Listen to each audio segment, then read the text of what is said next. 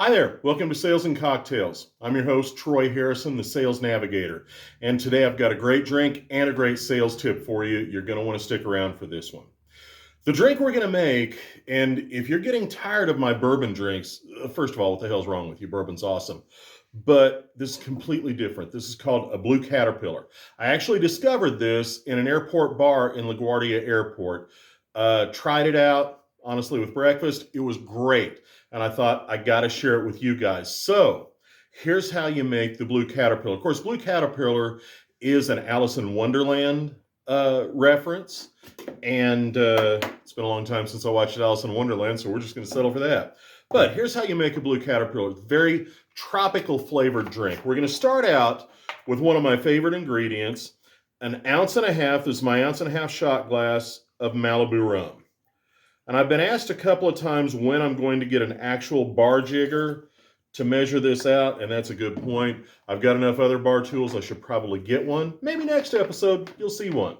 So we're going to start out with 1.5 ounces of Malibu rum. And then for the blue color, we're going to give it 1 ounce of blue Curacao. So about 2/3 of this shot glass here gives me my blue Curacao. Again, that gives a great flavor. It gives a great color. But you see, I got one more boozy ingredient here. This is Licor 43. This is, actually, it's called Licor 43. This is a Spanish liqueur. It's got a really, really rich, full-bodied taste. It's great. I love this stuff. By the way, this, and this is how I discovered it, can be a great party shot. You pour a shot of it, then you float a little bit of whipping cream on the top of it, drink it down. It's not super potent, so you don't have to worry about 1 or 2 shots putting you in the creek, but it's a really good flavor, kind of sweet and rich. Try it out. You'll love it. I love this stuff. And when I found out that this cocktail included it, man, I had to make it. So now we got 1 ounce of blue Curacao and 1/2 ounce of Licor 43. We're going to put that in our cocktail shaker. And then the base, and this is what makes it a really tropical drink, is 3.5 ounces of pineapple juice. Obviously, pineapple juice and the coconut rum, good combination there. So there's 1,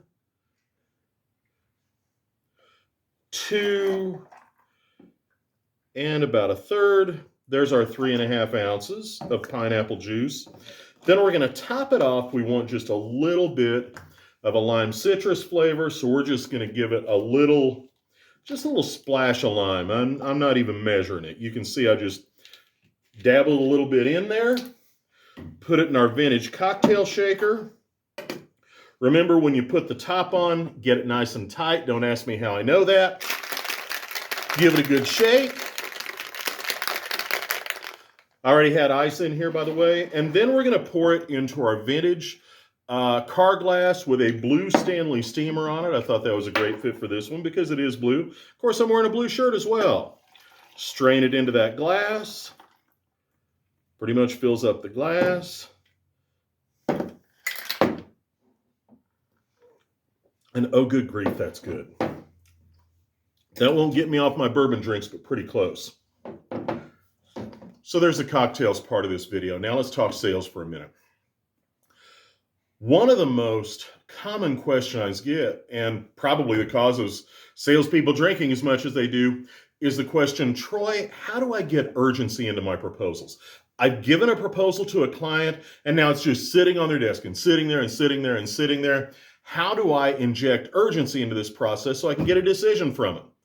Well, sad to say, at this point in time, you probably can't. Here's why. Urgency doesn't come from you. And by the way, trying to get urgency into this, that's where all this crappy, buy now and you'll get a discount. This deal won't be good by Monday, or any of that crap goes on. It's phony, it's fake. Your customers know it's phony and fake. No, if you want to have urgency in your proposals, you have to discover that urgency, and you have to do it early in the process. By the time you put your proposal out there, it's too late. But in your questioning process, you should be asking questions to determine how important and how urgent this problem and this solution is to your buyer.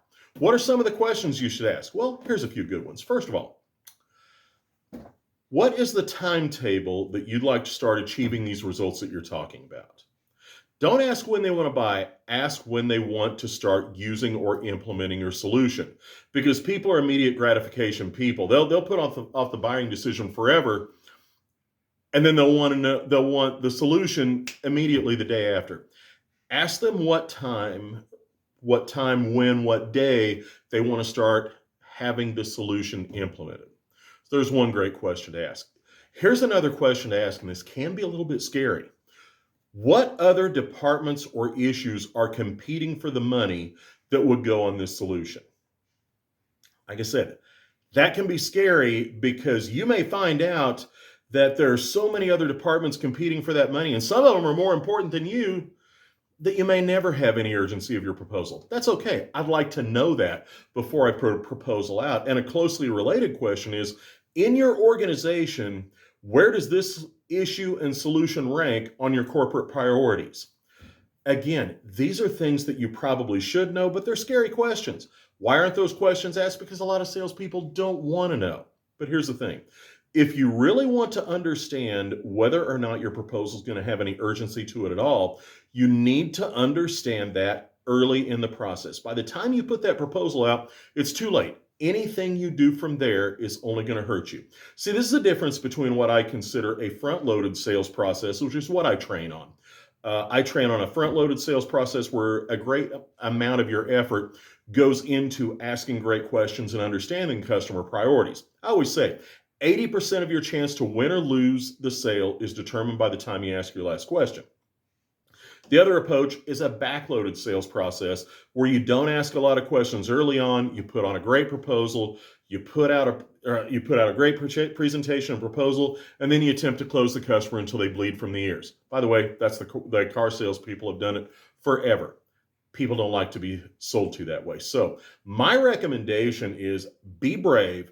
Ask the questions you need to ask early in the process. And then if they tell you that this is a high priority, if they give you a date that they want to start implementation, if they tell you that, yeah, other departments are competing for the money, but I'm the one who's going to get it, well, then you have opportunities to leverage that existing urgency to get the deal done. You can't create urgency, and you're going to look like a fool if you try. The urgency comes from the customer. So take the time to ask those questions, understand the urgency, and you're probably going to get a better close rate on your proposals. I'm Troy Harrison, the Sales Navigator. You know what to do. If this video has been helpful to you, comment on it, like it, share it, subscribe to my channel. And remember, drink responsibly. It's happy hour time here at the Sales Navigator. Oh, that's nice.